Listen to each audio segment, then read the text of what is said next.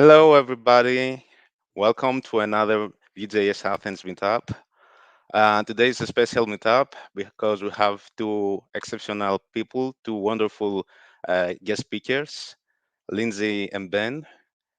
And also, we have the honor to be sponsored for this event by Vue School. So, a few words for Vue School. Vue School is one of the biggest platforms that helps people to learn JavaScript and Vue.js and best practices through videos and articles. And today or tonight, it gives for two lucky members of the Vue.js Athens or attendees 1 month subscription, and for one super lucky person gives 1 year subscription. So if you are interested in taking the subscriptions, feel free to fill your data in this form, in the Raffle form, and we will pick the winners from there. So you put your data in this form, in the participation Raffle form, and we will it will choose randomly the winners. So back to our panelists. I'm Sergio, and with Emma and Fotis, we will be your host. And as I said before, with us we have Lindsay and Ben. How's it going, guys? Doing well. How's it going with you? Doing good. Lindsay? I'm excited. I'm really excited to be here. I'm doing very well. Perfect. Wonderful. So, welcome again to VueJS Athens. It's a big honor for us to have you here, guys. Speaking of Athens, have you ever been here in Athens, Greece? Not yet, unfortunately. Yeah, not me either, but it's top of the list of to go. Things are a little bit calmer travel-wise. Oh, wonderful. It's good to hear that. So, you know that you are always welcome here. If you ever come here, please give us a call. It will be nice to hang out and stuff, you know. Or You do a got it. meetup. Yeah, that'd Or be doing a fun. meetup. We Yeah, should why arrange not? that. It's true. So, but for now, we have technology, right? And speaking of the technology, didn't know that Lindsay was having or has a Vue podcast platform. Lindsay would like to talk about it. Sure. So I'm one of the panelists on the show Views on Vue. Hmm. It is a mostly weekly podcast where we talk to people in the Vue community and discuss what they're doing and how they got into Vue themselves. One of the Hmm. things I really enjoy is talking with people about their programming journey and what brought them into this community that we're all a part of, and just seeing what path brought them there. So that's really what we focus on, as well as talking about what's going on in the Vue ecosystem with tools like Vue 3, Vue, Nuxt. Occasionally we get Luke Diebold on to talk about Quasar. So just everything going on in the Vue ecosystem. Wow, wonderful. I think that everyone should check your Vue podcast platform. So, if you wanna learn more about it, you should definitely poke Lindsay at the social medias, Twitter, LinkedIn, everywhere, and she will share it for you. So, Absolutely. speaking also about social medias, Emma, would you like to share to the people about our social medias? Yeah, sure.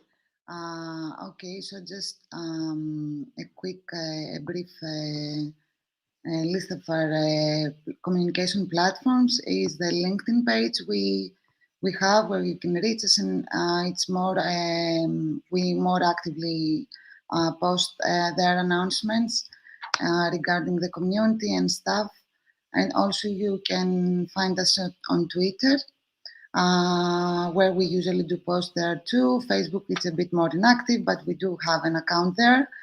And you can also join our Slack channel of the VueJS Athens community, and also participate in discussions with the rest of the members of the community.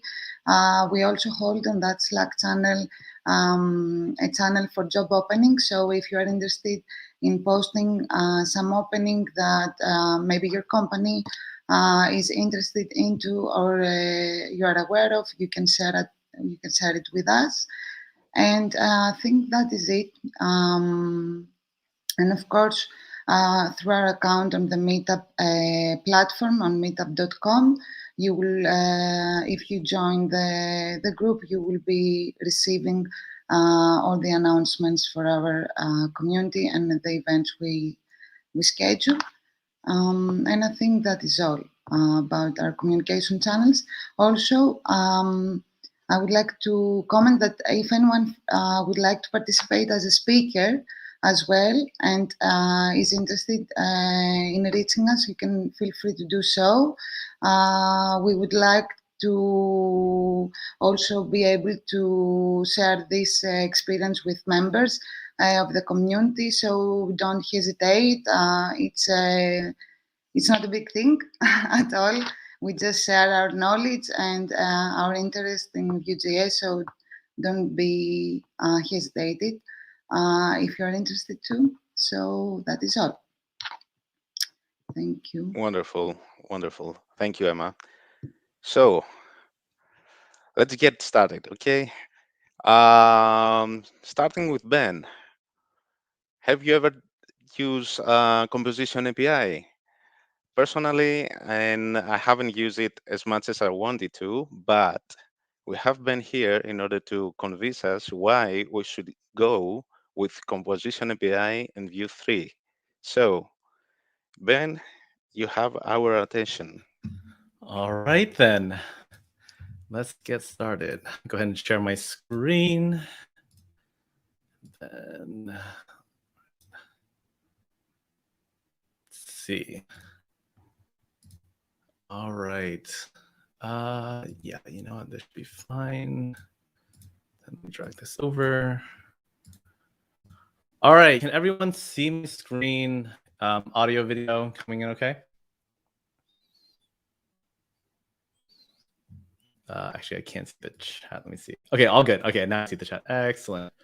All right, excellent. Well, welcome everyone. So today I'm here, as Sergio mentioned, to talk about getting started with Vue 3's Composition API. But I will preface this by saying I'm not necessarily here to convince you to use it, as we'll see later in this talk, but to at least inform you so that you can make the best decision for your code base. So with that said, I'm Ben Hong, and so if you're looking for the Internet of Things, you can find me under the moniker Ben Code Zen, whether it's Twitter, YouTube, Twitch. You know, I think I have them all. So that said, let's kick it off. So a little bit about me for those in case you don't know about my work. I'm a staff developer experience engineer at Netlify. Basically, what that means is I help the platform to build things, but also to make sure that it works well with Vue things, so Vue Nuxt things, and it's a pretty fun job. Work with some great people. I'm also on the VueJS core team, so do a lot of work in open source. A lot of my work revolves around docs as well as this community efforts. So if you ever have any questions about that, I'm more than happy to chat. And then I'm also a Nuxt ambassador, so working closely with the Nuxt team to work through any bugs, sort of talk through things as things progress. Because if you haven't heard, while I would love to talk about this, we don't have time today, but Nuxt 3 is in its public beta. So if you've been waiting on that, be sure to check that out, start playing around with it. The big caveat with that, of course, is that it is not production ready. So, you know, if you want to use it for some side projects, be sure to check it out, but it's still in beta form. So some features that you might expect it to have aren't totally there yet. So just something to keep in mind. And finally, so I help to teach some courses on Vue Mastery, but also do some other courses as well as far as front-end masters, Egghead, and a couple of other platforms. So if you're looking for resources there, happy to point you in those directions as well. All right, so let's kick it off, shall we? As far as getting started with this particular, if you're looking to follow along, basically, I would say when it comes to Composition API, I'm hoping that you'll have a basic understanding today of HTML, CSS, and JavaScript. and that you have some familiarity with basic common ES6 JavaScript sort of features, such as like const, let, arrow functions, destructuring. That's kind of some of the things we'll be talking about. So I'm assuming you have some information on that as we go through composition API. In case so having some basic Vue knowledge also helps as well, but we will be kind of walking through things from the beginning, but just know that this is not a Vue 101 at the same time. And finally, some terminal Git knowledge is helpful if you're looking to clone the repo, code along, play around with things. That is certainly helpful. All right, so the repo that I'll be demoing later today for live pairing, if you go to bencodezen/todo MVC Vue, basically it's the todo MVC that most of us are familiar with. The only difference is I've coded it so that it works perfectly in Vue 3, and then it's not perfectly optimized, but it's basically ready for the composition API, or it's built in the options API. So for those looking to practice converting it, they can kind of see how that is. And so that's a resource to also follow as I go forward. I'll probably be using that to like build out some solutions and figuring things out as far as like standards. So if you want to look at that, that's always a place to check it. Okay, with all the pomp and circumstance aside, let's go ahead and dive into finally what we're here to talk about, right? Which is, what is the composition API? And so to me, at its core, composition API is basically just another way to build your VueJS apps and organize your code. And so what do I mean by that? Well, let's start with what is the alternative? Like, what's the original way of building stuff with Vue? And that is actually what is known as the options API. And I don't know about you, but I actually didn't know until basically the composition API came about. And so to make sure we're all level set on what that is, here we have a very standard Vue component here, right? A .vue file. We have a script block on top where we're exporting a default object. We have our template on the bottom. And this right here is a very, very simple counter. As we can see, we have our data at the very top, which has a basically returning an object that keeps track of the current count, which is currently set at 0. And then you have your computed property where you're doubling the count. So you're taking the current count that it is, multiplying it times 2. And then finally, you have your methods, right, where you want to increment your count. Very standard counter functionality. Now, again, this is how Vue apps have been built. But if you pay attention, though, all of these areas that we've defined these pieces, data, computed, methods, these are what is actually known as options, right? Because if you think about it, they're very specific places where you're supposed to configure things about your app. Now, with that said, what exactly does this might possibly look like in a world of composition API? Well, if we look at the left and right, this is the rough equivalent of what we see in composition API. And don't worry, if you can't understand what's going on the right, we're going to be walking through that. But just know this is kind of a bit of like our early preview, say, of composition API with options API.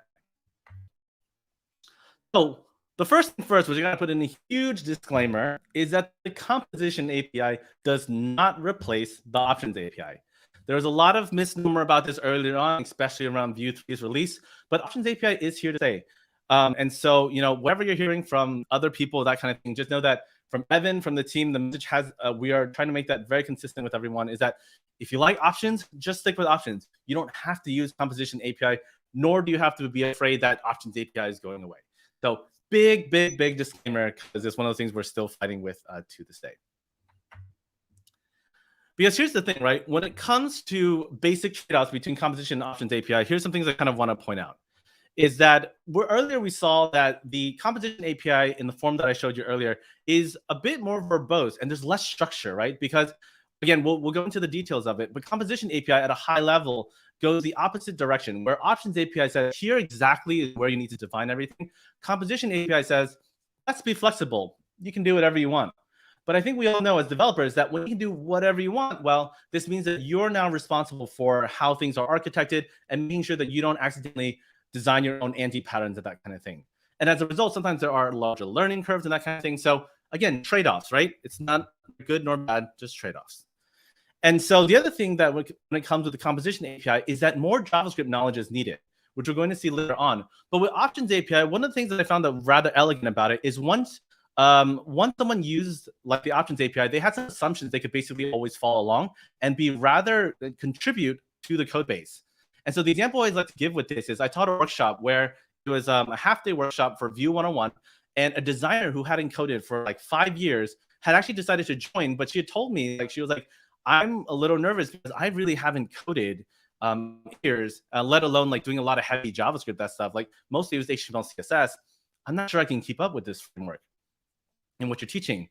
But within the first hour of having her, showing her, again, this is before Vue 3, of like Options API, she was up and running, building stuff, tinkering with things. And it was amazing because why? Options API does provide the framework that allows you just an opinionated way to just get things done. And this structure can be very powerful for onboarding. And it's, I mean, let's be honest, we've had Options API all the way up to Vue 3. We didn't have Composition API. And there have been some incredible apps built with just the options. So on the contrary, though, the Composition API comes with a lot more vanilla JavaScript, which is what we'll see. And I put vanilla JavaScript in quote, which I'll explain later too. The other thing too that comes with the trade-off with the Composition API is that you do have to understand basically Vue before using it, right? You have to understand all the little nooks and crannies. And this is rather tricky, right? Because unlike the options, you can kind of assume once you know the blocks, right? Computed properties, methods, data. The Composition API will require you to already understand things about Vue for things in Composition API to make sense. And so this is one of those things I want to try to sort of really be clear up front, because a lot of people are very excited about Composition API and they're going to feel very excited to do everything in it. But I want people to really understand the trade-offs in it and basically what comes with that when they're bringing it onto their team or code base. And so as I mentioned sort of earlier, like architectural decisions are entirely based on you. So as a result, that can be a double-edged sword based on how things go. So let's go ahead and take a look at what composition looks at a high level, right? Here, we're going to see an export default object. You should be very familiar with that already. But here, you're going to notice something a bit different. Is we're going to see this setup hook at the very top. What exactly is this setup exactly? Well, if you think about it, think of it like a lifecycle hook, right? We had created, we had mounted, we had all these other lifecycle hooks to represent when the component lifecycle, like where you were at in it. Well, setup occurs at the very beginning. In other words, it occurs before everything else happens. And this magic is part of the fact that it's here is one of the reasons Composition API can be very magical. But so in case you're ever thinking like, how do I know someone's using Composition API? That setup hook, that is basically all you need to know, hey, someone's using Composition API. All right. That said, inside of the setup method, though, there are two default arguments that are basically passed down that you should know about. One is the props that the component actually receives, and then this context object. And so this context object is typically written in documentation as CTX, but I wanted to write it fully out so that people know. So if you see that out, that is the context object. And so, and if you're wondering, like, what is inside of the context object? Well, inside of the context object, there are three specific things that you can basically pull out of it. There is the adders, which basically stands for attributes that the component has. It has the slots as well as the ability to emit things. So in the event you need to pull any of these methods out, that's basically where you're going to be getting it from. Because as we're going to see shortly, once you're inside the Composition API, the stuff that from the Options API is not as readily available as you would typically expect. That said, we're going to go ahead and recollapse that so that we don't have to like sort of save a little bit of real estate and focus in on what's important. So the first thing first is you'll notice here that we have this const count, right? A constant count of equals 0. And that here is just regular JavaScript, right? And this is what I was referring to with the EX6 knowledge earlier. If you're familiar with this, you know, oh, great, we have a constant. This is a count of 0, great. And at the very bottom, this should actually look a little bit familiar. We have this ability to return something, and we return an object. And what are we returning? An object of things to expose back to the component. So in other words, if you think about the data function that we normally do, that's what we're doing too, right? We're saying, hey, here's the data object that we're returning to the component so they can use it for the rest of the various parts of it. And so this right here on this diagram, you can see the two major parts of Composition API, which is the green part represents all of the JavaScript you're going to write to set everything up. And then the pink part, which is the return, is everything that's going to be exposed to the component. And so that's critical because what this now allows you to do now is create things that aren't necessarily that are more like private and things that are exposed explicitly. Whereas, as you know, if you've worked with the Options API, that anything you defined in methods, anything you defined in data, computed, those are by default automatically exposed to the rest of the component. And so instead, with this functionality, with the way composition is written, you can now sort of do more of a private public kind of style. All that to say, though, is that you're probably thinking, well, okay, actually, whoops, I jumped a little early. Okay, so now that we set this up, we're going to talk about probably one of the most important things that comes to Composition API is how to make things reactive. And so we're going to talk about reactive data. Okay, So taking a look here at the options API, this is how we used to define basically reactive data with options. Right? We had a data method, the method return an object, and then from that point on, Vue would make sure that it tracked everything reactively. And so how does that look inside of the composition API? Well, here we're back inside now of our setup of our const count 0 and we're returning count. But if we're talking about this, this is just JavaScript, right? And so if you're thinking about it this way, you're probably thinking, well, that's kind of weird because count is a constant. So how is that reactive? Like, how does Vue know to do that? And here's the thing, Vue doesn't. And so the first thing we have to talk about in order to talk about reactive data within Vue with composition API is the helper method ref. All right, so how does ref work? Well, first thing first, we'll start by importing ref from the Vue library. And this is a new pattern that's going to become very popular with composition API in the sense that like you're going to start importing helper methods from Vue. This isn't something we really did a lot in Vue 2, but with Vue 3, because of its tree shakeability and the fact that we're trying to build it so that it's very easy to split code and that kind of stuff, you're going to get used, like one of the things you'll be getting used to is importing helper methods from Vue.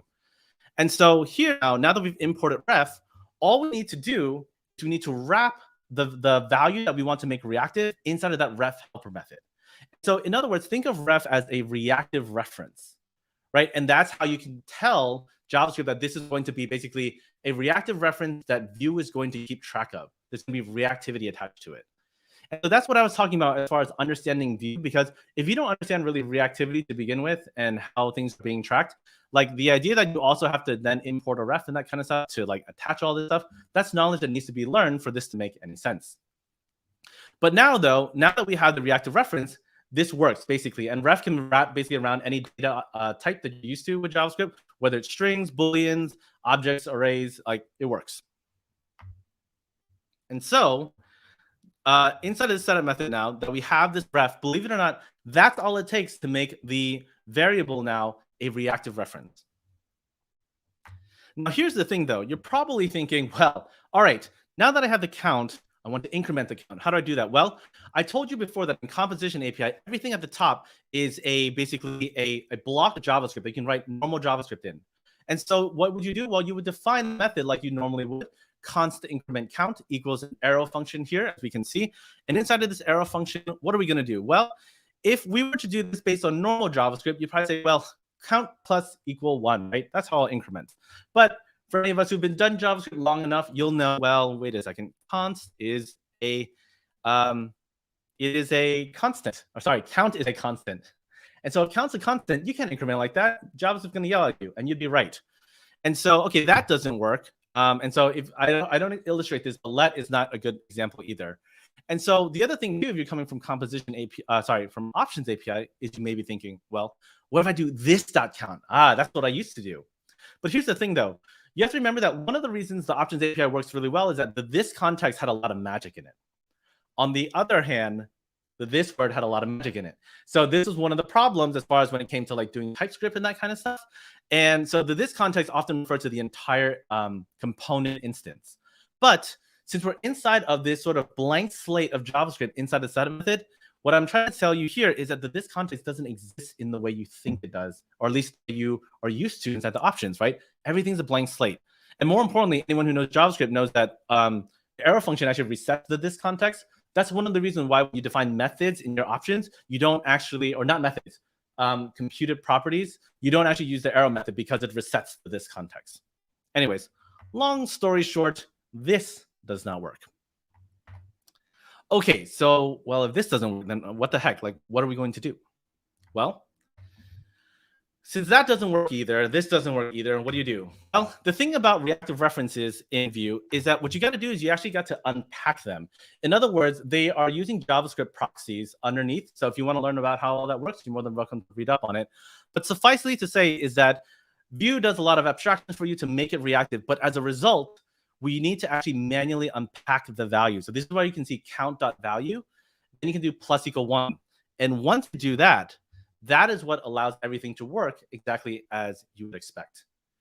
And so you're probably thinking like, oh, that's kind of weird, right? Like I have a ref and then I have to do a dot value. Like there are pros and cons to this. One, you can say that, well, this means that if you don't remember to unpack it, that Vue will yell at you, you're going to make mistakes. That's true. That inherently does have a bit of a gun feel to it on one hand. On the other hand, some people actually over time has indicated that the nice thing about the dot value is that it makes it very clear that count is not a normal JavaScript constant, right? And that it has basically something specific to it. More importantly, it's specific to the fact that it's a reactive reference. Pros and cons to both, but just know that when you're using a ref and you want to actually refer to the value of it, you must unpack it yourself with the count.value. Okay. With that said, now that you have the fundamentals of reactive references down, we're going to talk about another helper method that I think would make things a little bit easier for people who are newer to composition API, which is the reactive helper method. So for the reactive helper method, we're going to also import it just like we did before, but rather than ref, we'll import reactive. But this time, rather than simply having a count, right, and doing a ref and wrapping the 0, we're going to create a reactive object.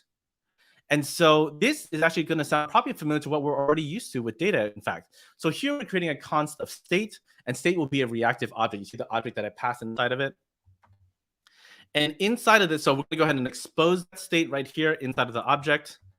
And then inside of that object, we're going to go ahead and define, and we're going to pull count inside of it.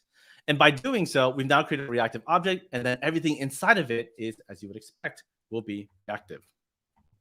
And now we no longer need to expose count. So there we go. We have this. And so you're probably thinking, well, what's the difference? Well, now, since we've exposed state, let's go and update our template at the very bottom to say state.count. And then finally, let's go ahead and re-add this increment count function. And so in the past, one of the things about ref that, again, it's more of a stylistic thing. The dot value might feel kind of weird. And so instead, what if you could get rid of dot value and just say state.count plus equals 1? Well, that's what, that was a bit, okay. Okay, stop right here. Sorry. Okay. Believe it or not, that's it.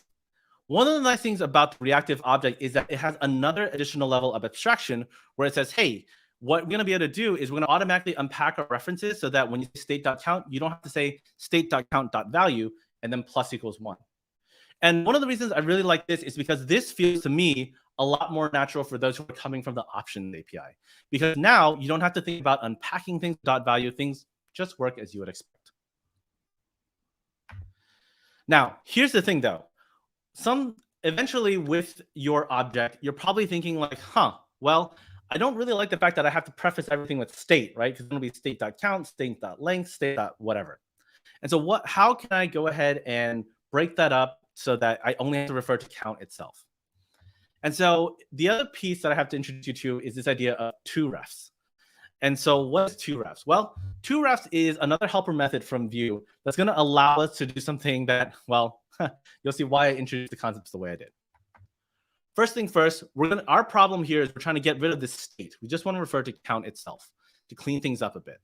And so your first instinct might be, well, okay, I'll just destructure it, right? And so for those who don't know what destructuring is, you're basically taking the object and breaking it up so you have the individual pieces, right? But here's the thing though, when you break the object up, break a reactive object up, the reactivity doesn't track with it. In fact, it'll break up into plain old, like a data object. In other words, it'll be static. Nothing will change. And you'll think, this will work. But really, this will break everything. Like it'll render at first. And then when you try to change things, nothing will get tracked because you broke it. That's what destructuring does. It breaks it apart. And so the question is, how do we go ahead and break it apart without losing reactivity? Well, as at the beginning of this, I mentioned the 2refs helper method. Well, believe it or not, all we have to do is when we destructure, we wrap whatever we're destructuring with the 2refs helper method. And just by doing that, what that basically says is like, hey, okay, great. What we're going to do is we're going to break apart this object. But when we do, we're going to go ahead and we're going to make sure that everything we break apart becomes a reactive reference. And as you can see here, this is why I was saying Composition API has this bit of a chicken egg scenario where you have to understand how things work for you to really put things together in a way that makes sense to you. So in a perfect world, I would have introduced reactive to you first. But in order to introduce reactive to you, I would have had to introduce ref later on. But ref is like how reactives are built upon. So this kind of like it depends on each other. And so hence, what I was saying with composition API. So there we go. Just like that with this code is now, call it perfect from the sense that you have this reactive reference, your reactive object at the very top. You have what you're returning that you're breaking apart into reactive references. And then your template is very clean by just indicating, hey, look, here's my count. And then everything works as expected. Okay, so next, let's talk about computed properties, because this to me is my favorite. This is my favorite thing about Vue. I think if I could only pick one thing to take with me on the framework, it's this, because it makes my life so much easier. And so as a result, let's see what the heck does that look like at the end of the day. All right, so with computed, as you probably would expect, one of the things we might start with, right, if we're doing a basic tracking of double count, is you'd say, well, state.count times 2. And this would be great, right? So in this particular case, it would be 0. And then you would think that when it would update, what would happen, right? Based on what we've talked about today, you probably realize that this won't do anything different. It's once you've declared it once, it's not going to change. There's nothing reactive about this, right? We're in normal JavaScript land.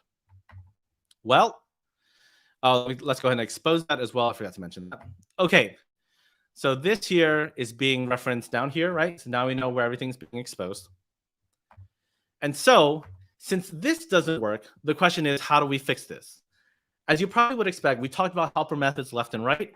Composition API naturally has a computed helper method as well. And so what do? Well, we call computed and we pass a function that will go ahead and return whatever value we're expecting to track. And whatever's reactive in there will make sure that everything's tracked as expected. And so this actually is very normal from what we're used to, because normally when you define a computed property inside of options, remember, you're declaring a function that returns something. Same idea. You're saying, hey, this thing is computed, pass a function that returns something. What are we returning? We're returning state.count. And believe it or not, just like that, that's it. That's all computed properties we take. The thing to know, though, about computed properties, though, is that they are reactive references.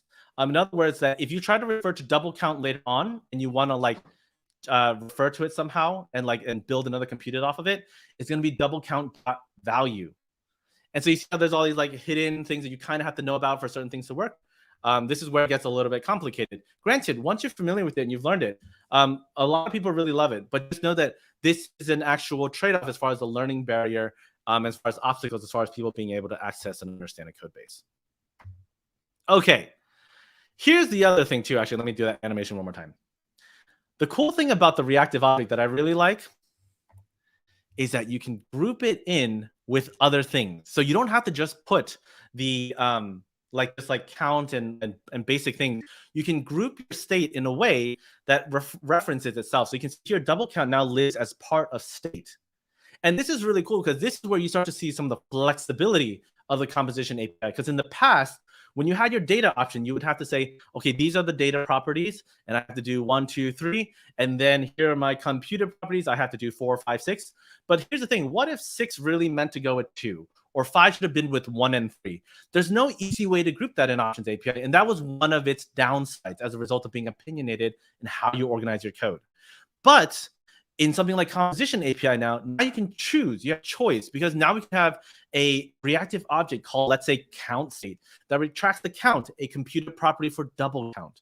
But let's say we're also doing a to-do list all at the same time in this app. Well, you can have a to-do state, and that's a reactive object that contains its own reactive properties, that contains its own computed methods. And that in itself allows you to group code in a way that might make more sense for your team. So this is where the flexibility really shines when it comes to Composition API, because you really get to choose how things are organized. Okay. And so in some ways, this is actually really nice. And I might actually personally prefer grouping things like this together, because it makes it really clear where the concerns are. Because one of the things I hope we don't see too much in the community is that when people get Composition API or get their hands on it, they'll go the extreme. They'll try to split everything because they can. But if we think about it, right, so one of the reasons we love Vue so much is because it's taught us that certain things deserve to be scoped together, and this makes life easier. I think the Vue single file components are a great example of this, right? Why are we grouping script with template with styles? Because we've learned from front-end experiences from a long time ago that while it's fairly easy to make JavaScript modular, and maybe it's fairly easy to make HTML modular. For example, CSS is incredibly difficult to do well, because especially if people aren't used to the specificity and how the cascade works, we know, for those who have worked on legacy code base, what it's like to enter a code base and go, huh, I see the CSS here in this giant CSS file, and you're like, I have no idea what that does. Or I'm afraid that if I delete it or refactor it, it'll break something else that I don't know about. What am I going to do? I'm going to leave it alone. And then what happens? It gets bigger and bigger and bigger. But with single file components, you know exactly what it's touching and how things are. Basically, when you delete that file, you know everything gets deleted at once. And that, to me, is really important when it comes to software development, because it means that you can iterate that much faster. And that is really important when it comes to sort of scaling and learning, in my opinion. Anyhow, okay, so we talked a little about that. So let's talk a bit about methods, right? Inside of Composition API. To be honest, we actually covered this if you didn't realize it, but we're going to just reemphasize this once more. And that is the fact that methods in Composition API are just normal JavaScript functions. That's all it is. Const increment count, state count plus equal 1. Honestly, nothing fancy about it. The only difference is that at the end of it, make sure that you go ahead and expose it, because you have to manually expose it. That's the main difference between options and Composition API. Once again, you have to be explicit about it. If you don't expose it, Vue doesn't know you want to use it. And then with that, then we can go ahead and, for example, we can create a button that increments the current count, just like that. Okay. So the other thing I want to mention here, as like a sort of wrap up, as a quick intro to getting started with Composition API, is lifecycle hooks. So here is a little slide using sort of the interpolation syntax that we have from JavaScript, where the format for lifecycle hooks is basically on and then whatever lifecycle hook you have in basically camel case. So let's give you an example of this. So inside of the lifecycle hook here, as you probably expect, we've had helper methods for everything so far. We've had it for data. We've had it for computed properties. Well, as you would expect, we also have lifecycle hooks and helper methods for Composition API. So let's say when the component is mounted, you want to actually set the count to 5. Well, this is how you would typically do it. You would go on mounted. Here's my function. What does the function do? Set this.count equal to 5. Well, if you do this in a purely composition way, you would actually import what is called on mounted, right? That follows the pattern that I mentioned earlier. So on mounted, on created, on updated, etc. Then what you would do is you would call on mounted inside of your setup hook. And then as you can see here, it is a function. Wait, not just a function, actually. Please tell me I fixed it. Did I not update that? Okay, I did. Okay, so first thing first, you have on mounted, it's a function. And then what we're doing, we don't have this context anymore, right? So this context becomes state.count. This is consistent with what we've seen before. No more this object. But the other thing too that you have to do before this actually works is on mounted takes a callback function, just like the computer property does. And so you can see here, here's my arrow function that I'm going to run whenever we hit the mounted lifecycle hook. And what we're going to do is we're going to set state.count to 5. And then that's it. That's all you need in order to actually call lifecycle hooks within Composition API. So in the time that I have remaining, what we're going to do is we're going to take a look at a live coding example to show you sort of how one might migrate from one to the other. And that way you can sort of check that out and play around with it on your own. And so what we have here is a standard. Let me make sure it's running. Okay, it's running. Great. Here we have a standard to do MVC app. And so, like I said, this is at the, if you go to github.com/bencodezen/to-do-mvc-vue-3, basically that's where you get the repo. Basically, I've taken the properties here and converted it into Vue 3. Now, what we're going to do here is we're going to, actually, let me do a quick review. For those who don't know to-do MVC, basically it's a to-do list, right? I can do apples, bananas, cherries. I can click on things, complete it. I can check whether it's been active, whether it's completed. I can clear all of that. And so when I clear it, you'll see that I only have the incomplete left. And you can check all of it. You can edit one of these. So this can now become blueberries, for example. And so that would work. So that's a high level what to-do MVC is. And so our question here is, what does it look like when we want to go ahead and, oh, I need to, hang on a sec. I just realized I did not push the code for this machine up. So let me push. There we go. Okay. So let me pull this down real quick. Much better. Okay. Here, okay, here we go. All right. Here we have a component that represents this top piece right here. All it's doing is it's saying, hey, there's a new to-do property here. That's an empty string. And then what we're going to do is we're going to go ahead and we're going to have a computed property that's basically the trim version of the new to-do. And then finally, we have an emits property, which if you didn't know is a new Vue 3 thing that allows you to define what kind of events your component is emitting. But finally, we have this ability to then add the to-do by emitting it and then resetting the to-do back to its current place. And so what I'm going to do here, I'm going to go ahead and check out a branch so that people can see the final example here. So I'll say Vue Athens 2021. Okay. So what does this code look like in composition API? Well, based on what we just learned together, what we're going to start to do is after, so let's see, after the props are defined, I'm going to start by calling setup, right? Setup is how we know we are in the composition API. Next, what we're going to go ahead and do is let's start migrating stuff. So the data here, for example, what is this? Well, this is a const of new to do that is going to be what? An empty string that we need to return to new to do. And so now I'm going to go ahead and delete this real quick. And let's go ahead and save. Then now, if we go ahead and check this out, we'll notice that when we type and enter, actually, let me refresh real quick. Okay, here we go. All right. So now that we have this, though, we've exposed to do right here. And the question is, how do we make it reactive? And so the way we make it reactive, just like we learned before, is we import ref, which is one example. Or, so what we would do here is we'd write it as a ref like this. Or we can do sort of my preferred style for especially early on with Vue stuff, is we can say basically to do state. And this will be a reactive object. And inside of this reactive object, we have new to do. And new to do is going to be an empty string. And so what we can do now is I can go ahead and return to do state. I'm returning the reactive object. And this is where we can go ahead and then say, okay, this dot do state dot new to do dot trim. And then we can optimize this for this dot to do state dot new to do.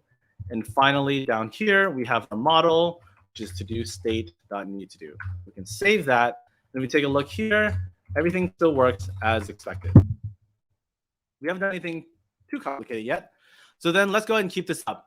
What do we want then if we wanted to move the computed property inside of it? Well, what we can do is we can say, well, final new to do here, right? This is what's actually going to be returned. This is a computed property. And so it's a computed property, meaning we need to import it here at the very top. And so with this computed property then, what are we trying to return? We are trying to return the trimmed version of the string. So that way, basically, if anyone tries to add any white space by accident, not a big deal. So here we can then say to do state dot, oh, there we go. And then we can return this. And then we can get rid of this and save that. So now we just need to change this part here to new to do state. Final needs to do, because again, we just returned this object right here. So we go and refresh once again. Let's do ramen, bento, sushi, everything. So this is great. And so then, okay, what else can we do? Well, we can keep refactoring this. We can say, all right, let's see. Ooh, this add to do method, we can refactor that. So how do we do that? Well, this is where we can say const add to do. And this here is going to be a method. And what is it going to do? Let's go ahead and copy this code over and figure this out together, shall we? Well, first of all, let's start with the simple one, which is actually the bottom one. Let's reset the to-do context, because if we don't, nothing's going to work. So let me just show you this, for example. So if we go ahead and delete this code right now, and we just save that, we'll see that when we do ramen and hit enter, you'll see ramen still stays at the top. We need it to reset to 0. So let's go ahead and delete this right now and expose add to do back. And so what we need to do here is first, let's comment this out. And then let's go ahead and start by remembering that this context doesn't exist. So we just need to delete the this context. And then to do state here, we'll refer to this. And then we're taking the need to do property and we're setting it back to the empty string. So here again, we can go bento, hit enter. And then as you can see here, nothing's happening just yet because I think we haven't emitted it. Let me save this, refresh. ramen, enter. There we go. Now it's disappearing. I didn't. So the final thing here, though, in order for things to work, is we need to actually emit the item. Remember earlier I mentioned that we get the props at the very beginning, and then we also get the access to like context in here. Well, this is where we can actually say context emit. And so this is how we call the emit functionality. And so now we can do this. What if I would say cookies? Oh, wait, let me refresh real quick. Okay, cookies. Whoops, what did I do? Kani, Oh, right. This context doesn't exist. Save. Okay, refresh. Cookies, milkshakes. All right, excellent. So we can see things are working. Then I'll show you this actually often gets taken one step further. And what is that exactly? Well, the context object is actually not even typically referred directly. Most people destructure it. And so it goes from this to emit, because that's the only thing we're trying to pull out of it. And so this disappears, and this is what the code basically looks like at the end of the day. So I go and refresh this to show you. Let's go. What is another thing you can do? Let's do some animes, right? Naruto, Bleach, One Piece. Great. And believe it or not, this is all it takes to do the composition API, though actually this kind of bothers me a bit. I want to move the emit to the top. Because to me, you want to learn about what the component is doing before you do everything. So here we go. Now we have our props, everything that it's going to receive, and everything's going to emit. And so again, if you're new to this context, it's basically allowing you to validate the the payload. And so all I'm saying is that, hey, when you emit this to do event, make sure you check the length is greater than 0, because otherwise there's no point emitting an event because it's an empty item. So it's just like a basic check. But yeah, so believe it or not, we've now taken what was once options API over to now we've learned about today as far as composition API. And then, yeah, we basically used all of those different pieces. I know this has been a bit of a crash course, but don't worry, there are lots of resources that I'm going to bring up here next so that you have places to refer, because I know we went through that in a bit of a blur. Here, we're going to go to refactor, use composition API for new to-do component. So if you want to look at that branch, that'll go ahead and allow you to see basically the work that we just did from live coding together. So if you try to practice that conversion yourself to see what that's like, to see a working version of it. But let's go ahead and talk about the final things that I kind of want to mention here. Okay. So you're probably thinking, that's a lot of information, right? I know. And that's exactly it, right? Composition API does have a bit of that effect of like, there's a lot of pieces that make it work. And so as a result, it is kind of one of those intermediate level skills that come, I think, as developers, Vue developers continue their journey. Composition API is one of the things you'll learn about, and it'll make you a better Vue developer, but just know there's some learning obstacles in front of it.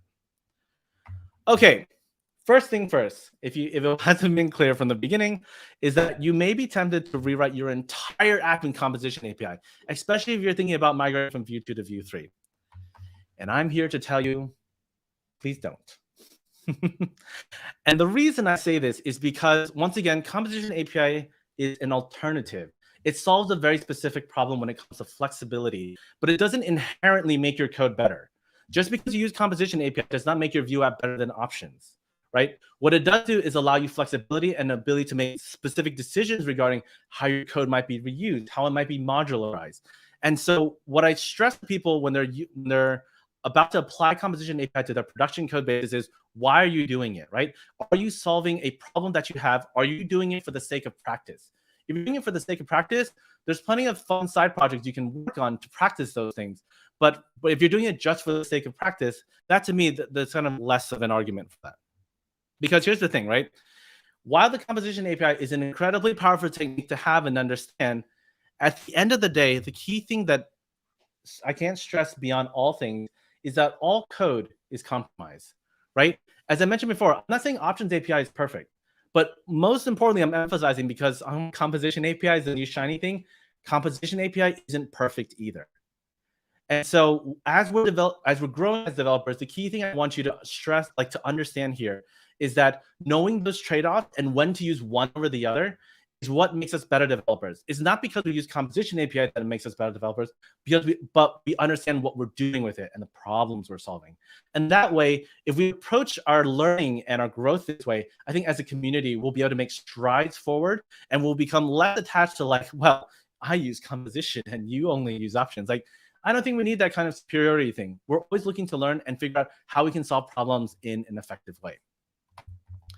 So with all that said, some resources you'll probably want to keep in the back of your mind. Of course, there are always the official docs, and just so you know, there actually are some new docs coming your way.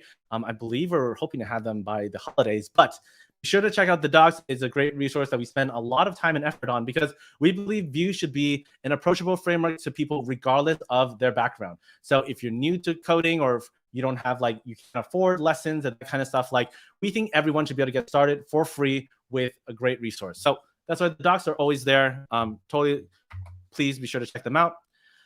And then a lot of stuff that we did today, I've actually done a whole video course on that's completely free. So if you go to explorers.netlify.com, there is a mission on there, basically a free video course called Launching with Composition API.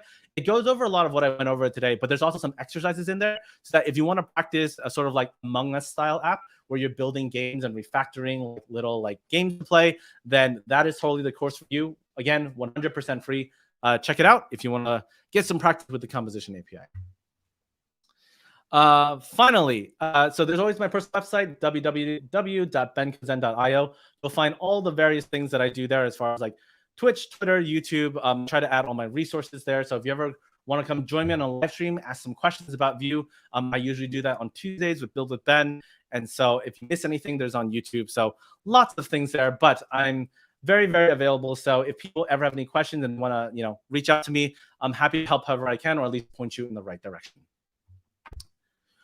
With all that said, I really want to thank everyone for spending the time to sit and chat with me and listen to me ramble on about Composition API. But again, you can find me on Twitter, YouTube, Twitch, benkozen. But with that said, before I wrap up, though, I leave you with this thought because today we are a two-parter with Lindsay, who will be picking up where I left off. And so I leave you with this, is that as you're looking at Composition API, you might be thinking like, gosh, that's a lot of boilerplate. It might feel that way. And if you do, well, you'll definitely want to stay tuned for what Lindsay has to say next. So with that said, I guess we have some time for Q&A. So thanks everyone for listening.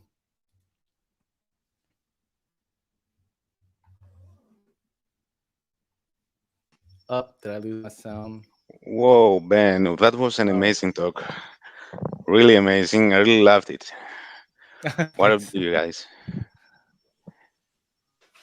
It was very good. And we have also a few questions from the audience. So, starting with Prasad, he's asking, let's say I have to calculate tax 2% on an amount, but the amount will come from HTTP product. In such situation, how will handle calculate tax with compute properties? Oh. Yeah, great question. So, so from what I understand from your question, you provide a great amount of context. I would start by setting a reactive reference, right? That's called, I call it base amount, and that'll be set at 0, for example. And then in the event that, let's say you're a pure client-side call, that may be on created or mounted, but depending on when you need things to be accessible, you would basically call your API and then set your basically your base total with whatever the amount that is. And then I would define a computer property based on the base total. So basically, you've separated it into 3 modular parts, which is the reactive reference, the computer property, which is the 2% on your base total, and then you have your API call, which happens in the lifecycle that sets your base total. So I think that's the kind of architecture I would come up with, at least instinctively. So let me know if you have any clarifying questions on that. But thanks for the question. Wow, wonderful. Okay, now let's move to another question from Fotis. Fadamakis, what if I want to reuse some logic inside setup between components? Can I abstract it somehow to a helper like we did with mixings? Yeah, so the one thing I didn't get to talk about, because we only had 45 minutes together, is one of Composition API's problem that actually helps solve is the problem we have with mixins, where you want to use things between components. And so that's also one of the reasons actually there's a lot of excitement for Composition API, is that you can abstract those things into helper methods that are imported inside of your setup lifecycle hook. And so there's a lot of interesting discussion right now in regards to state management, code reusability. And so basically, if you're on Vue 3, my general advice is don't bother with mixes, just use Composition API. Wonderful. Also, we have from Dionis Mouroutis. What do you think about the benefits of composition vs options API as it is generally more JS heavy and it might be more difficult for junior members and the two-side knife of the freedom part? Dionysus, going straight for the heart. I love it. Yes, that to me is exactly the trade-off of composition versus options. Is that I do think it'll be harder for people who don't have JavaScript background to enter into composition API as freely as those coming, like for example, might come from React, for example, who are used to writing a ton of JavaScript in that regard. And so, in my mind, I really think the important thing is to choose what's best for your team. If your team is really happy with Options API, what we're going to see, I think, in a lot of apps is people will start adding composition API like progressively as they need it. And that's why I'm saying using it to solve specific problems is really important rather than migrating to it for the sake of migrating. And then on the other hand, if your like team is like hugely enthusiastic about composition API and they're ready to leave options behind, that's great too. That there's no judgment as far as what you choose, because at the end of the day, what I've always loved about Vue is that it lets you choose what's best for your team. You like TypeScript? Great, use TypeScript. You don't want to use TypeScript? No problem. You don't have to use TypeScript. And so same thing with the options and composition API. Use what makes sense for your team, and whatever technique helps to solve a problem for you, that's the best technique for you. Wonderful. And one more from Babari. Let's see. I depend on Vue property decorator to use types with my components. What would be the case if I use composition API? Yeah, so I didn't get to talk about that at all either. But if you didn't know, Vue 3 has been rewritten from the ground up with TypeScript. And key disclaimer again, once again, still totally optional. But as a result, the TypeScript experience is so much better as a result in Vue. And so I would say that in Vue 3, if you're planning to be really TypeScript heavy, I think we will see a bit of a slant towards composition API because, as I mentioned before, this object does make the typing a little bit more complicated to do.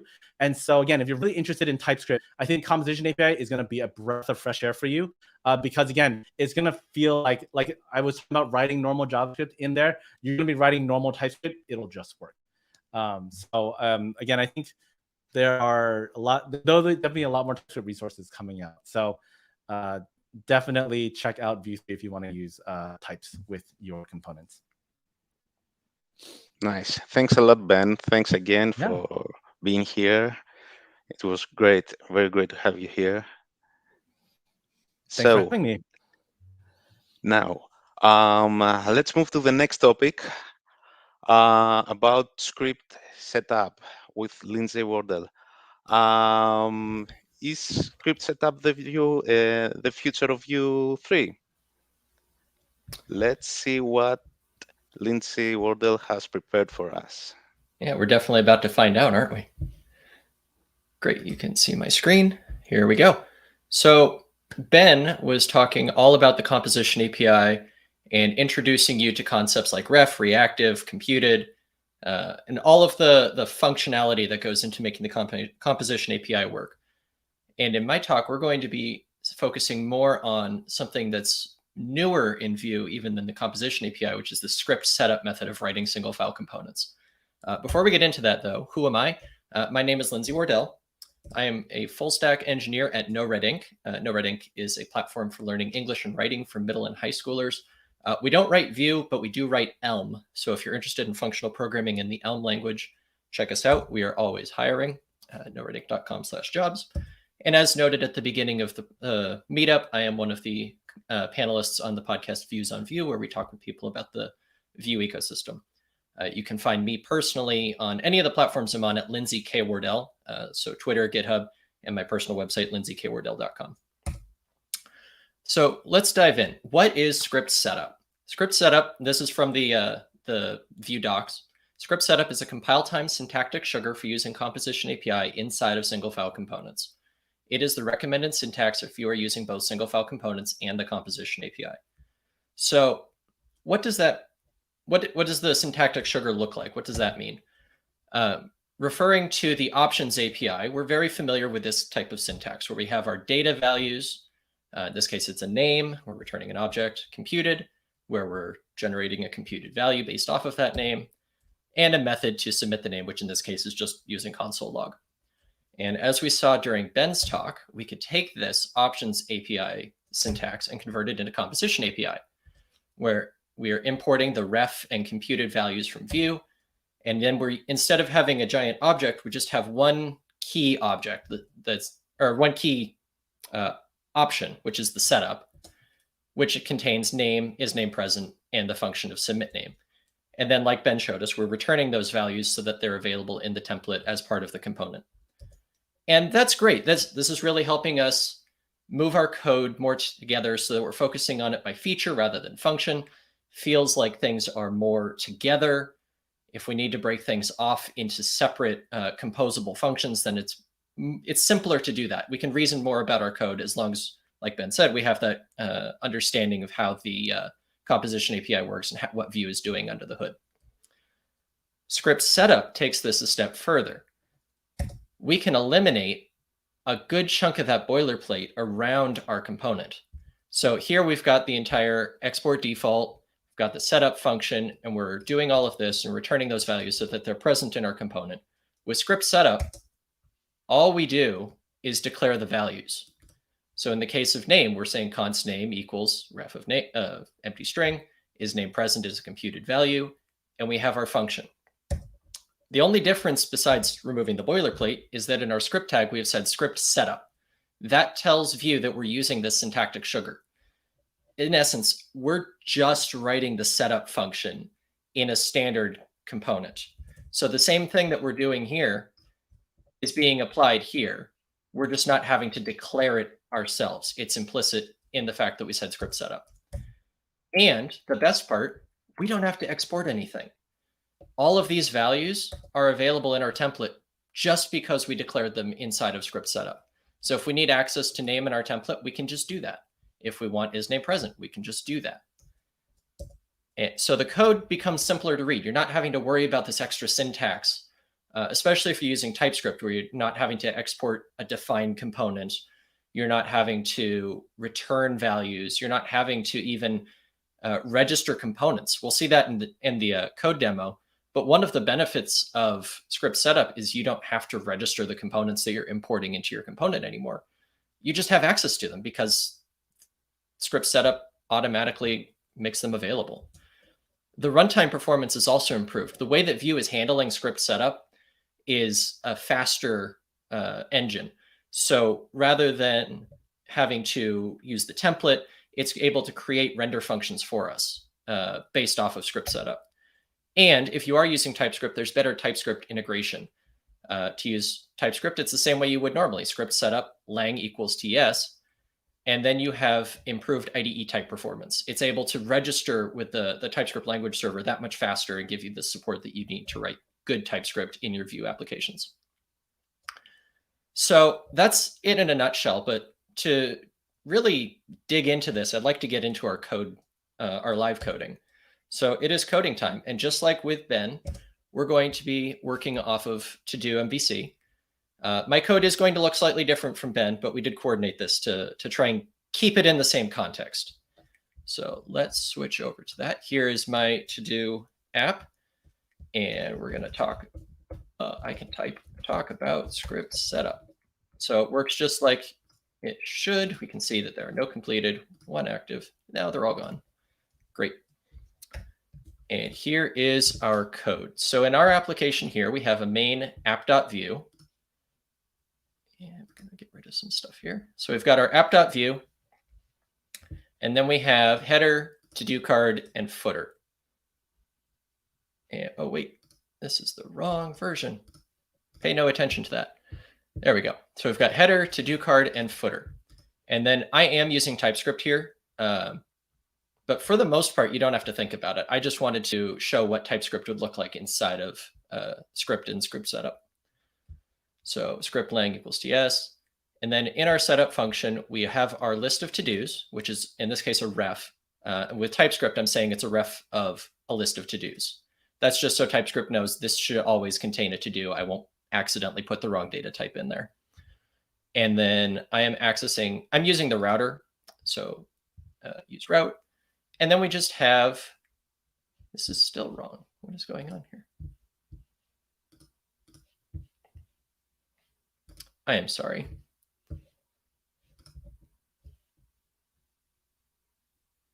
Is that right? No. No, that's right. I apologize. I was getting a little lost. So yeah, we're in our setup function. We're using the router, visible to-dos, remaining to-dos, total count. Great. We have all of these functions that we have declared. And then at the bottom, we are returning all of those values. So we're returning the visible to-dos, remaining count, total count, whole bunch of functions that we need. And then we're registering our components. So then in our template, we have access to all of that as we're used to in Vue. Let's say we want to switch this component over to script setup. So the first thing we're going to do, well, the first thing I'm going to do is make sure I have my code next to me so that I don't miss anything in my demo. So script setup, and immediately it complains at us because script setup cannot contain ES module exports, and we are exporting a default defined component. So let's start erasing stuff that is no longer needed using script setup. So first we're going to delete up to there because we don't need a setup function. Everything in here is our setup function. And we can scroll down. We don't need to return anything anymore. All of the values that we're declaring inside of script setup are immediately available in our template. So we don't need to return anything at this point. And like I said earlier, all of our components are also registered just by being imported into our script setup single file component. So we don't need any of that. Save to make it pretty.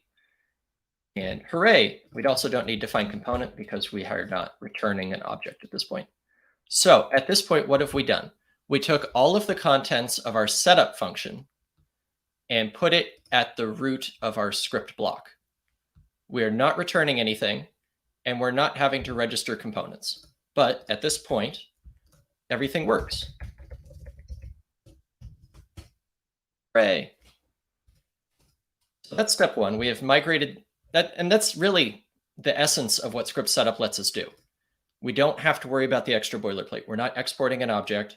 We're not having to do extra registration of components. We're not having to return from a setup function. It's all, like it said in the Vue docs, it's just syntactic sugar to make writing with composition API that much better. So let's start migrating some of our other components and see if we run into any other cases that need more explanation. Next thing we're going to do is migrate our header. In this case, the header is this part right here where we enter our new to-do. And our component here emits an add to-do event. And we need to use that within here to emit an add to-do. And then we are returning from our setup function the new to-do, which is just a ref, and our add to-do functions so that they are available down in the template. Great. So let's do the same basic process that we had before. We'll add script setup. And now we don't need this. Comment out emits for now. We don't need setup. And we don't need to return anything. And we don't need all of these extra brackets. There's just one problem. It's broken. And that's because we no longer have access to emit. As Ben showed us, and I'll revert the change here for just a second. As Ben showed us, when you're using composition API, you have access to the setup. In the setup, there is props and this context. And the main thing that we are using in this case from context is emit. Emit doesn't exist anymore because we don't have a function that is passing it in as an argument. So what are we going to do? Rather than have access to an argument with context, we can use some additional syntactic sugar and create our own emit object. And I'm going to do that up here.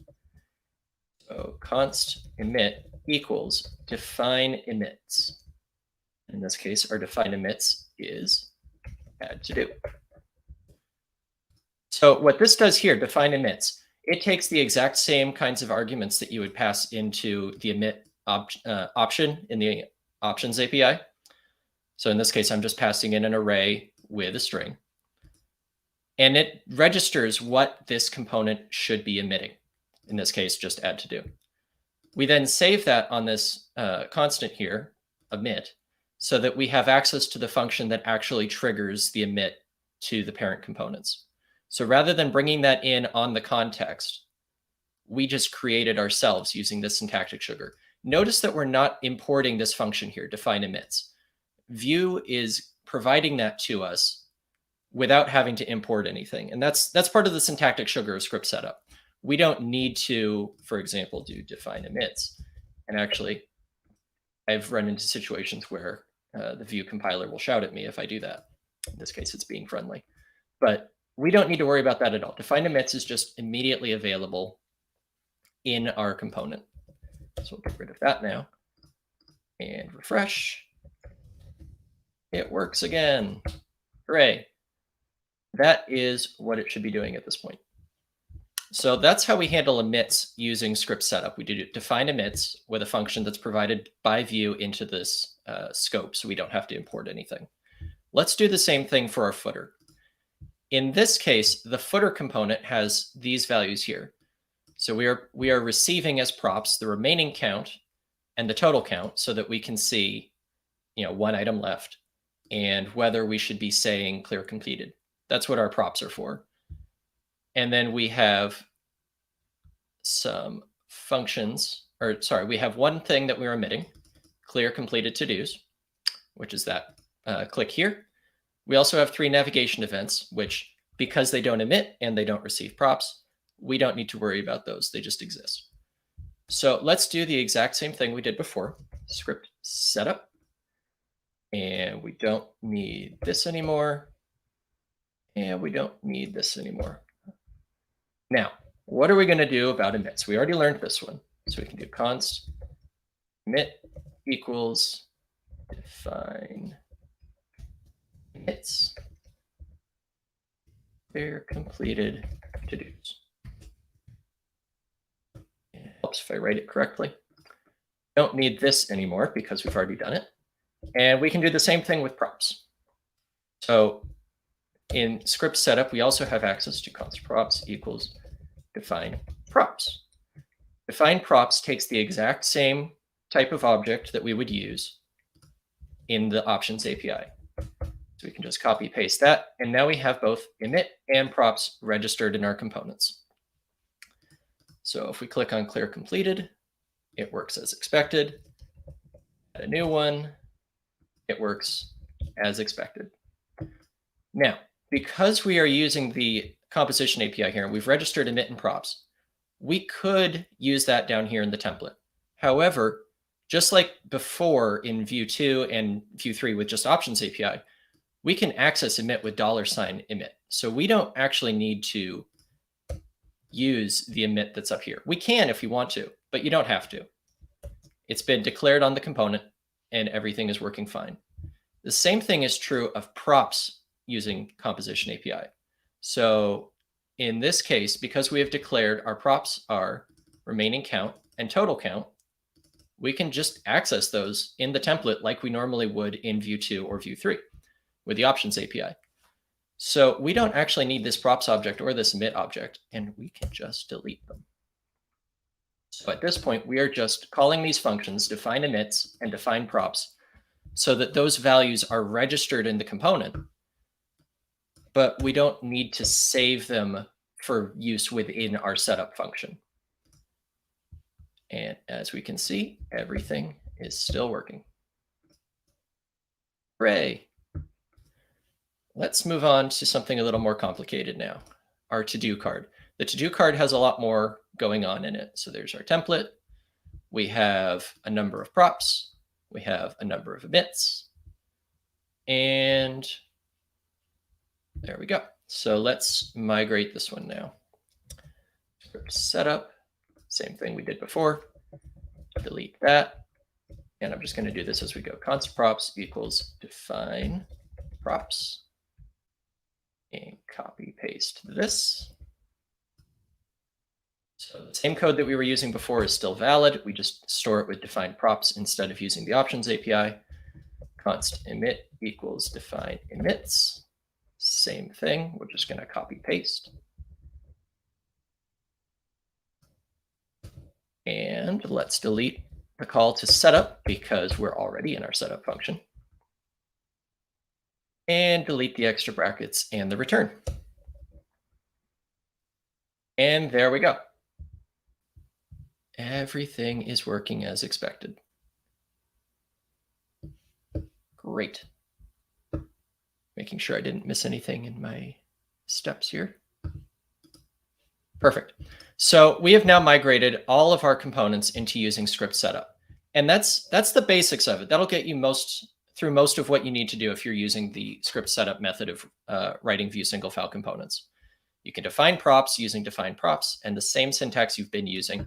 You can define emits with define emits using the same syntax you've been using. And besides that, you're just using composition API. So here I declare a ref. I've got some functions. The functions are using the emit or the props as needed. The template works exactly how you'd expect it. So in this case, I use $props just to show that exists. But we don't need that because it continues to work exactly as it used to in Vue 2 and Vue 3 with the options API. Everything continues to work as expected. However, there is some new stuff that we can do beyond just this, instead of just using the standard Vue syntax in this case. I guess it is Vue syntax. It's standard at this point, but it's not what we're used to. So with props, for example, we are declaring this using JavaScript. We're saying that this is the type number. It is required. This has a default value, things like that. Let's migrate this to use more TypeScript rather than JavaScript so that we are declaring in the same syntax that all of our other types are being declared with. If you remember from our app.vue file, I am storing to-dos as a ref of to-do. So we have this lovely to-do type. And for those familiar with TypeScript, I will show it. It just has an ID, which is a number, title, which is a string, and completed, which is a Boolean. So let's jump back into our to-do card. Since what we're doing in our to-do card is receiving a to-do, let's see if we can just register that with TypeScript. So we're going to import to-do from types to-do. And then this is where we see if it's going to work. Define props. I'm just going to say it's a to-do. And we're going to take that away. And look, in here, it works. Over here, it doesn't. So Vue allows us to define our props this way. However, the compiler does not yet work for that. So it's complaining at us that the type argument needs to be a literal type or a reference to an interface or literal type. It can't be imported in this way. So rather than this, though, we can, like this, ID number, string, completed Boolean. And that works. So now in our define props function, we aren't passing in the JavaScript object that we're used to in Vue 2 or Vue 3 options API. We're just declaring with TypeScript, this is what our prop should look like. And it still returns the exact same value. So it is a read-only with those values. And as we can see over in our template, or in our code, everything is working as expected. That doesn't cover the case for defaults, though, because we can't declare a default value in TypeScript. TypeScript is just for defining types. So there's an additional function that we can use. And that is, one moment, get to my notes so I remember it properly, with defaults. So we wrap our define props in another function with defaults. This. But with defaults is another function that is just provided to us by the compiler. We don't need to import it. And what it allows us to do is we wrap our define props in with defaults as the define props is the first argument. And then the second argument is our default value, in this case, completed false. So with that, we are able to define exactly our type structure using TypeScript which is really good for defining types, it turns out. And we can then still use JavaScript to say what the default value is if we don't get anything. And that's pretty awesome. One other benefit of script setup is that inside of this block, we have access to async await without having to do anything fancy. It's just immediately available to us. So let's take a quick look at what that would be. So I have here a very sophisticated API example, and I'm just going to put it in a folder called services API. As you can see, it is very sophisticated. In this case, it is a function called sync to do. It accepts a to do, and we time out for 1 second. It's very sophisticated. It's going to make sure all of our data is synced with our backend. And then in our to-do card, we are going to import that. And we're going to call it sync to do from services API. And let's just say when this component renders, we want to do that. And when I say in this case renders, we're not going to use onMounted or onCreated or something. We're just going to do it as part of our setup function. So right after we finish props and emit, I'm just going to await sync to do. Great. So we are now using async await at the top level inside of our script setup. That's pretty cool. We don't need to do any complicated workarounds to get async await to work inside of our component. We can just call things like this. However, if you do that in a Vue application, where is it? Nothing happens. We can see that one to-do has been registered, but the to-do never appears. And that's because we are using async await. This component is now an asynchronous component and needs to be treated as such in our application. So in our template for app.vue, we have our to-do card, which is iterating over all the to-dos, but it never renders. What we need to do is wrap this in suspense. Now we are going to move our loop up here. So instead of our v4 being on the to-do card, we're doing our iteration over suspense. But then we're passing in the same values to the to-do card. And just to show exactly what's going on, we're going to add a fallback. So if you haven't used suspense before, suspense lets you add a fallback while the component is finishing whatever it's doing prior to being rendered. So in this case, we're just saying we're syncing the to-do. Now it's there. So we can see syncing to-do for 1 second, and then everything works. So that's one of the other nice benefits of script setup is we have access to that in the component itself. We have access to async await. We don't need to worry about it.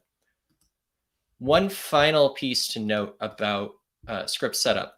Most of what we need to do in a component is available to us. We've seen that here with defaults, define props, define emits. If you need access to the adders or the slots, there are other functions that you can bring in, like use slots and use adders. So that would be like that. That is something you would need to import from Vue. So you will need to do an import use adders from Vue. And that gives you access to any of the attributes or any of the slots if you need them inside of script setup. However, there are some things that you just need the options API structure for. One of those is, for example, turning off the inherit adders option. Another could be if you're using a library, let's say something like Vuetify or Quasar or Nuxt, that has an extra option that's just not available inside of the composition API yet. So what are we supposed to do for that? Well, in this case, we can't export an object from script setup. That doesn't work. We saw that with the compiler. What we can do is add an extra script block. And Vue supports this perfectly fine. So we're now able to export an object from here. And let's say inherit adders false. Now what it's complaining about over here is that script and script setup must have the same language. So if you're going to do multiple blocks like this, they both need to be either JavaScript or TypeScript. You can't mix and match. So script lang equals TS. And now we have turned off inherit adders for the to-do card. So if we were to come into app.view, to-do card, and let's just say class, or no, not class, let's make something obvious. Style equals background red. And as we can see, nothing is happening. If we go back to our to-do card, we turn that back on. Now it's bright red. And that's because we are passing in that attribute, but we're able to turn that off with having a second script block. In most cases, you're not going to need a second script block like this, but it is available to you if and when those situations come up. So that's most of what you need to know if you're wanting to use script setup. There are some other cases that you might need to be aware of. We have completed the live coding session at this point. And so if you need to learn more about this, if you run into some issue with script setup that isn't covered in what we've talked about, you can access the docs, v3vujs.org, SFC script setup. That covers everything there is to know about how script setup works and how you need to use it in your application. There's some things with dynamic components or having different ways of importing components that I didn't cover in this talk, but all of that is documented here. And the code that we were looking at today is available github.com/LindsayKWardell/VueJS Athens code example. And I've broken out each of the steps I did into their own PRs, so you can walk through it step by step and see what's going on. So thank you all very much for listening, and I look forward to chatting with you about this.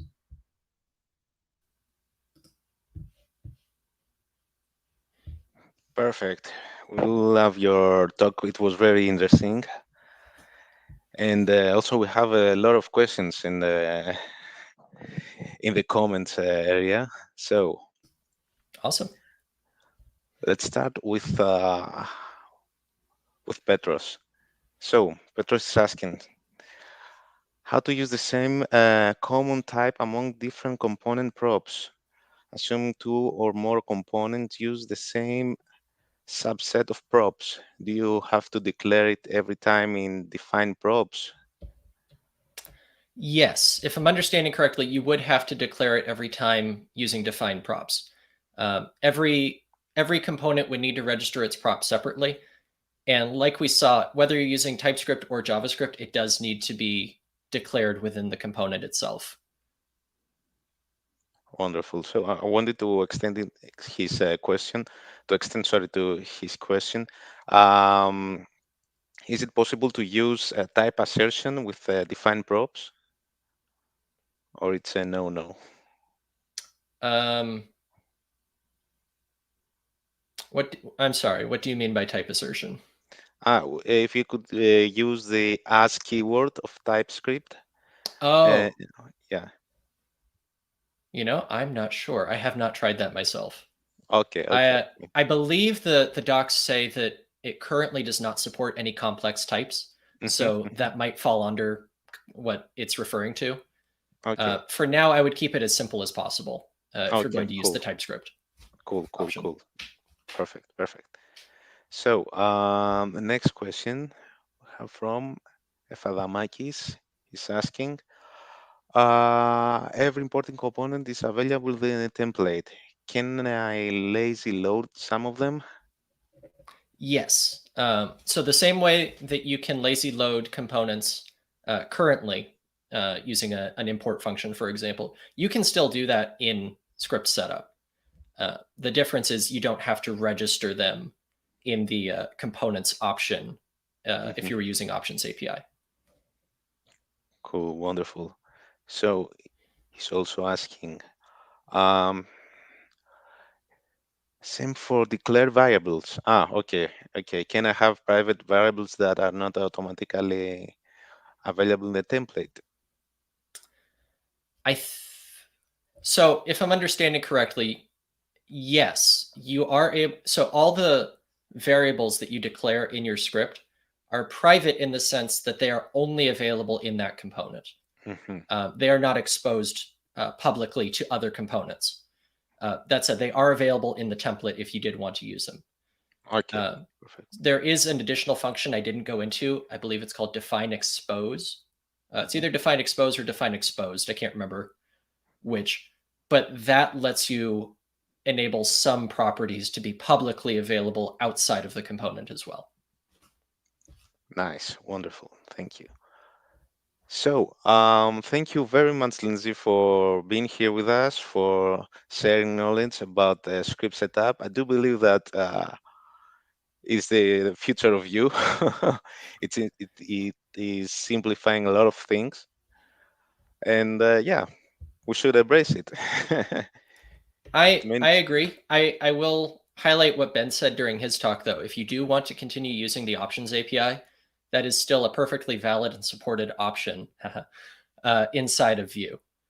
So this is only going to be the recommended way if you are wanting to use the composition API, in which case, yeah, it simplifies your single file component logic so much. It makes everything a lot easier to read because you're just focusing on the part of the component that really matters.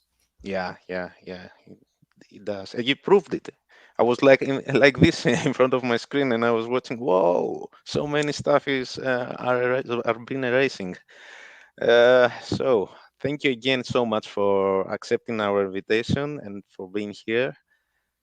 Yeah, my It means a pleasure. lot. This was fun. Nice, perfect. So at this moment, sorry, we will run the raffle session. So Emma, would you like to? Yeah. So give me one moment so that I can share my window.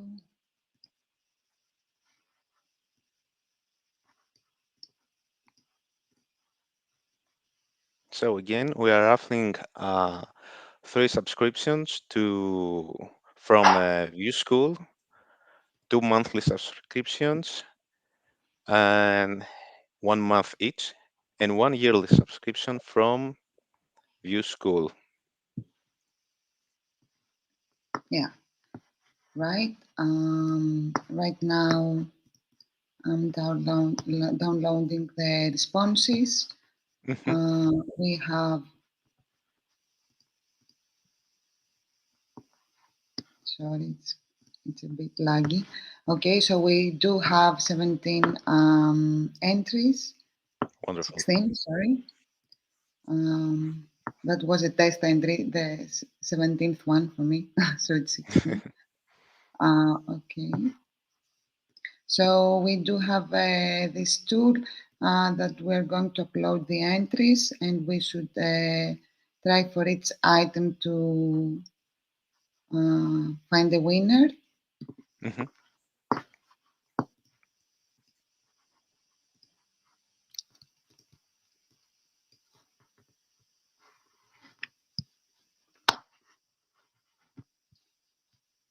Sorry, I'm not that fast. Okay. I'm going to upload now the CSV file. Okay, so let's roll for the first item.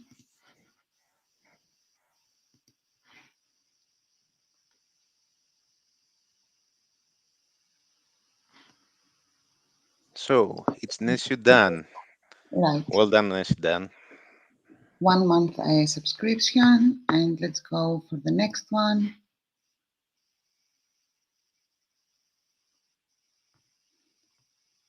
And It's Elena.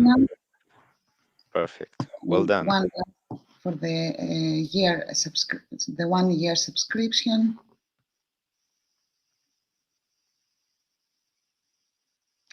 It's George Topsis. Wonderful. Super lucky. Super lucky guy. You got the 1 year subscription. Well done. Congratulations. Yeah. Congratulations to everyone. Perfect. So, I think that this is it. This is the end of our event. So we again thank you, Lindsley and Ben. Oh, where is Ben? Let me add him here. Okay. So thank you again, guys, for being here, for supporting our event, and also thank you to our guest speakers, Lindsay and Ben. You should follow them. They share a lot of knowledge about Vue, JavaScript, and the web, and etc. They are very reachable, so don't hesitate. Don't hesitate. You can find them in the social every time. So again, thank you very much. Take care and see you soon. Thank you. Thanks a lot. Well Bye done, bye. team. Thanks a lot. Mhm.